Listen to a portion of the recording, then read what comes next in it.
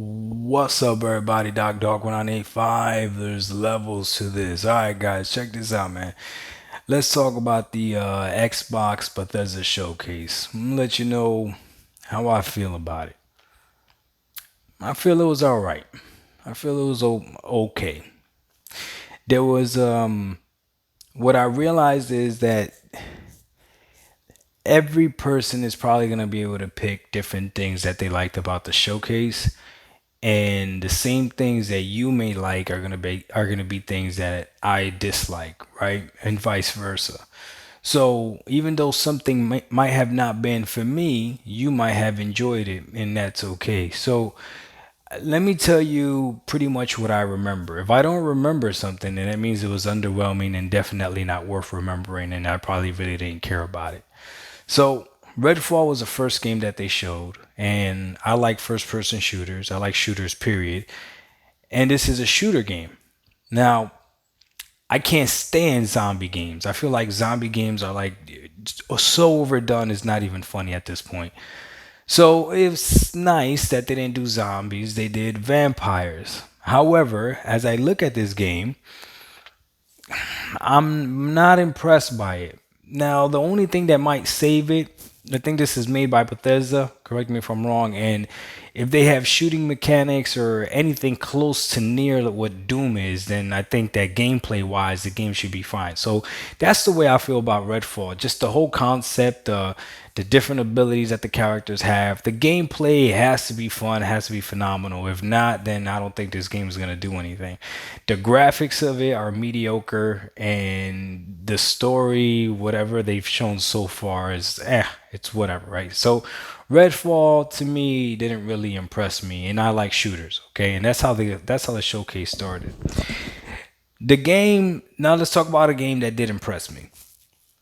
When they showed Forza Motorsport, I was really, really impressed. Like, this game blew me away.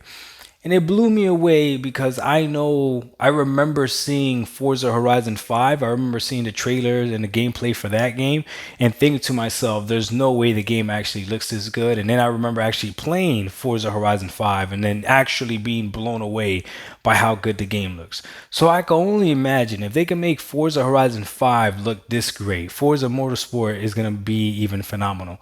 And what they showed was looked amazing. It really did. So that definitely blew me away.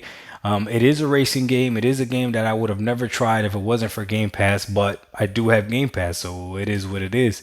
And yeah, it looks phenomenal.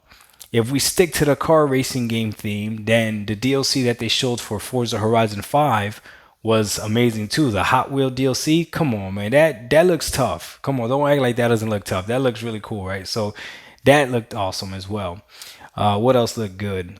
A Plague's Tale Requiem, is that the name of that game? That game looked really good. It's a more traditional style of game that I'm used to playing a lot, especially coming from the PlayStation side. It's a third person action game, whatever, story driven game. So it looked pretty cool, right? There's another game similar to that one. I can't remember its name, that also looked kind of cool. I think it had a little bit of gunplay in it, but for the most part, it was like a fighting game. And the graphics on it were same thing, just okay. A Plague Tale looks like it has good graphics, okay? Now, I know I'm mentioning graphics and stuff, but it all matters. Graphics, gameplay, and story all matter in a game. Now, I will always put gameplay above all of them, but just because you have great gameplay doesn't mean that you shouldn't try to have good graphics as well, right? So that's the only thing I'm saying with that. All right, so let me see what else. Oh, there's this game called, is it High on Life? High on Life looked pretty cool too. It's different style of game. I like the way the game looked. I like the color schemes that they picked for stuff. I don't know, it just looked very intriguing. Definitely give that game a shot. We already know about Flight Simulator. What they showed was that today, it's available today. You could go ahead and fly the ship from Halo. You could fly that, which is I thought was pretty cool. I haven't tried it yet, but that looked pretty cool. So I like that they did that. They showed a few indie games, which were same thing, all right. And there was one indie game that actually did look really good. It was a side scroller game, but it was almost like 2D, not the Hollow Knight one. The Hollow Knight one looked cool, but I don't think we need a showcase for that one. Man, what was the name of that game? I can't remember the name of the game, but it was like a 2D platform game or whatever. That one looked alright too. And then they showed gameplay for Starfield, which Starfield was the star of the show apparently, right? Now here's the deal. For me, for someone like me that likes shooters, Starfield, seeing how the mechanics look, the shooting and everything like that, and the fact that you can shoot humans and you're shooting animals and these creatures on this planet, and everything, that looked pretty cool. That looked good. I am actually a lot more impressed with Starfield now than I was before. I still don't know if this game is gonna blow everything else out of the water and it's gonna be the next best thing since sliced bread. But the game looked good. Okay, I heard about all the elements and changing your aircraft and everything that you could do, and you could explore the planets and all that stuff. And I hope it's not just like empty exploration, because I hate games that do that. That'll make the game world big for no reason, or it'll be just meaningless tasks like collect these type of materials from this type of planet. Like I hope that's not what the game is. But just from first glance, it looked good. Okay. So with that being said, I don't remember exactly how long the show was, but there's maybe five things from that show that really caught my attention and stood out. Everything else to me doesn't really matter. So Microsoft doing something with Riot Games to me doesn't matter. But like I said in the beginning of the video, it might be a big deal for you. Maybe you are someone that plays Valorant. Like I told ISO plays Valorant. So now he has Game Pass Ultimate. So now he downloaded it on Game Pass. So I don't know exactly how it works. He gets all the freaking legends from Valorant. I don't know how much that means to him, but if it means a lot, then cool. Then he's got that. Same thing with the League of Legends stuff. You get all the characters unlocked. Okay, cool. Like that's good. But I don't play those games, so to me it means nothing. Same thing with Overwatch. Even though I like shooters, I never got into Overwatch. I didn't try the first one, but now maybe I'll try the second one, and we'll see. But as far as a showcase getting hyped for it, like nah, I really wasn't. So again, it was Redfall, kind of, sort of, because it's a shooter, right? Um, Forza Motorsport, definitely. Forza, the DLC, definitely. A Plague's Tale Requiem, definitely. High on Life, definitely. And Starfield.